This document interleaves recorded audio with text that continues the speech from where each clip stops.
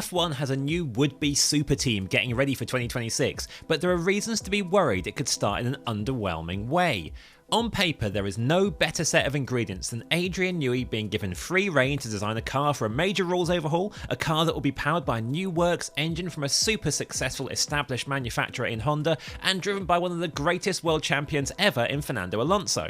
But F1 championships aren't won on paper, and there are worries emerging for Newey's mega new project already. Beyond just the question of whether he can turn the team into one capable of designing a title-winning car, there's also Honda not cottoning on to a key loophole and being on the back foot in general due to a late start to the project, plus the variable of inexperienced key technical suppliers for a massively underrated element of the new 2026 cars. Honda is not one of the manufacturers that is set to benefit from exploiting a rule loophole regarding the new 2026 engines. Mercedes and Red Bull powertrains are understood to be unlocking more performance by achieving a higher compression ratio than rivals think the rules allow. The compression ratio relates to the volume differences in any engine cylinder between when the piston is at its lowest point and when it's at its highest point. This ratio has been reduced from 18:1 to 16:1 under the new rules and is measured when the engine is not running. While other manufacturers, including Honda, took that to mean the ratio can never be more than 16:1, the FIA accepts that Mercedes and Red Bull have been fine to interpret it as solely relating to static conditions and ambient temperatures.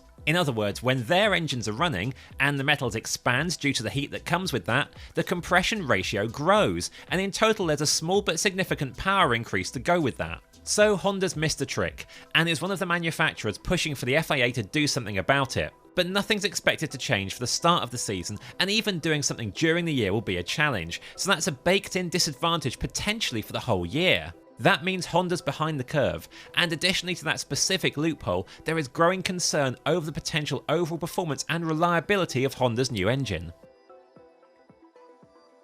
This is the same manufacturer that has gone toe-to-toe with Mercedes as F1's best engine for several years now, but it's not really the same project. Honda technically withdrew from F1 at the end of 2021, even though its engines continued to be used by Red Bull through to the end of last season. It was a convoluted and peculiar arrangement that was a consequence of a poorly justified original decision to quit.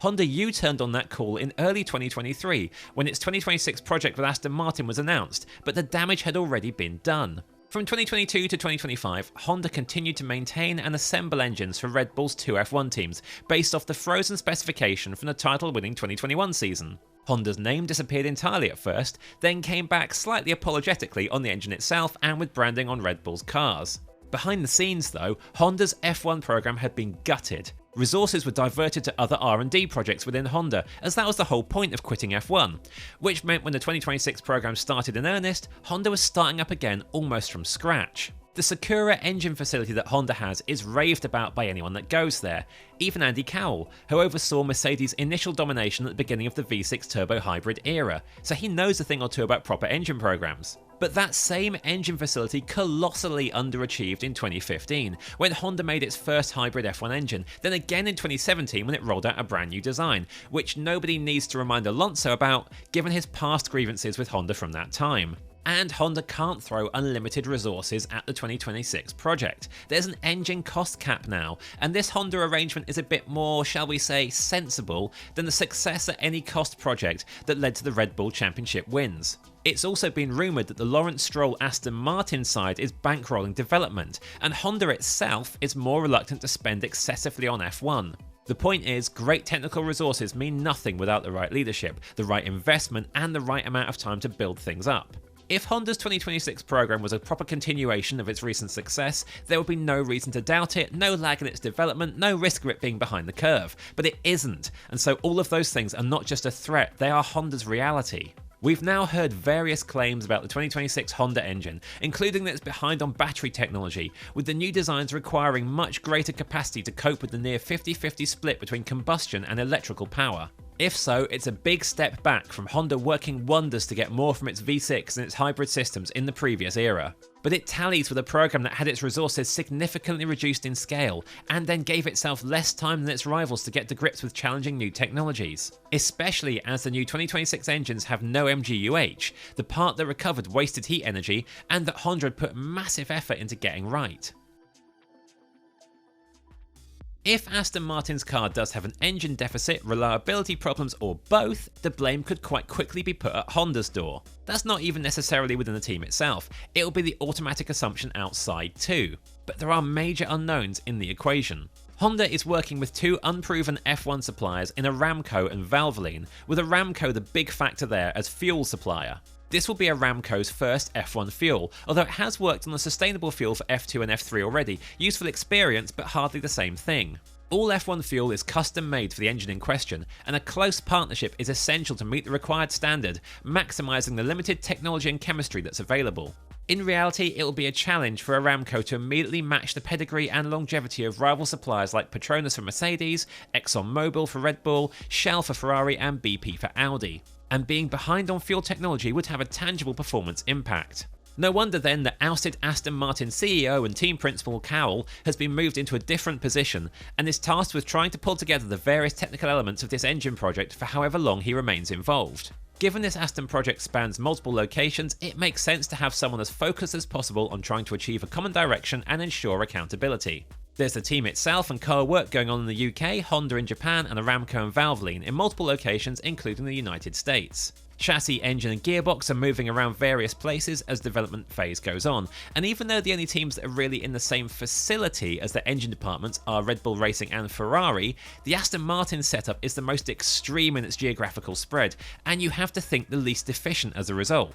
That doesn't mean it can't work, but Aston Martin surely has the most complicated set of logistics to manage. And given as a team it has so far managed to be less than the sum of its increasingly expensive parts, Newey's leadership needs to change something, otherwise team owner Stroll's patience will be tested very quickly. Given the extent of the rule changes for 2026, the potential for manufacturers to hit trouble is higher than it has been in a decade. But with the big underachiever of the hybrid era, Renault, abandoning its works engine entirely, the standard should be very high, depending on how newcomers Red Bull powertrains and Audi fare, of course. Honda is a curious case though, because it's the most recent manufacturer to have properly struggled, and the conditions in which that happened aren't massively different to what's coming in 2026. Honda has been down two very different paths in the V6 turbo hybrid era already, the disastrous McLaren union of 2015 to 2017, and then the increasingly successful and ultimately championship winning Red Bull years. So will this Aston Martin partnership be more McLaren or Red Bull? If Honda doesn't get it right, then the worst case scenario is the former. And with this being a brand new set of rules, plus the prospect of Honda being on the back foot, some awful pre-season memories are immediately conjured. When Honda came back into F1 in 2015, a year behind its rivals but a year ahead of its own schedule because then McLaren boss Ron Dennis insisted to enter as soon as possible, it was a disaster in terms of performance and reliability, and that was clear from testing.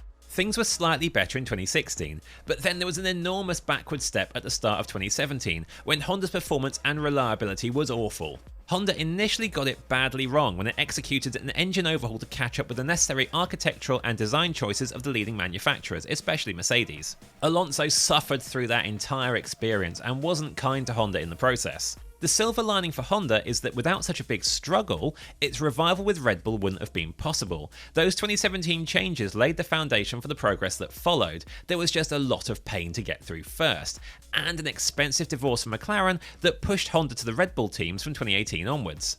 It would be massively underwhelming if Honda's anywhere near that bad again. Although if that's the case, the recovery Honda then demonstrated is what it and Aston Martin will surely hang on to. Honda has shown itself very capable of turning a bad situation around, and while Newey has previous for growing disenchanted with an underperforming engine partner, sledging Renault for its crucial role in ending Red Bull's championship run when the hybrid era began, context is key. Newey said in his autobiography that Renault's problem was being more interested in the marketing benefits of F1 than being competitive. He wrote, "If you have an engine partner who comes up with a power unit that's below the competitors but shows a real desire and a will to fix it and go forward, then you accept it. But one that won't recognise it's behind and doesn't seem to be interested in doing anything about it is altogether more difficult." The right version of Honda is more like what Newey demands, but its last turnaround came at massive expense and took longer than anyone wanted. In a cost cap era for engine manufacturers, with a different technical alliance entirely and the impatience of Stroll and Alonso, who can say whether a new look Honda and Aston Martin will have the time, money and patience this time around if they really are on the back foot?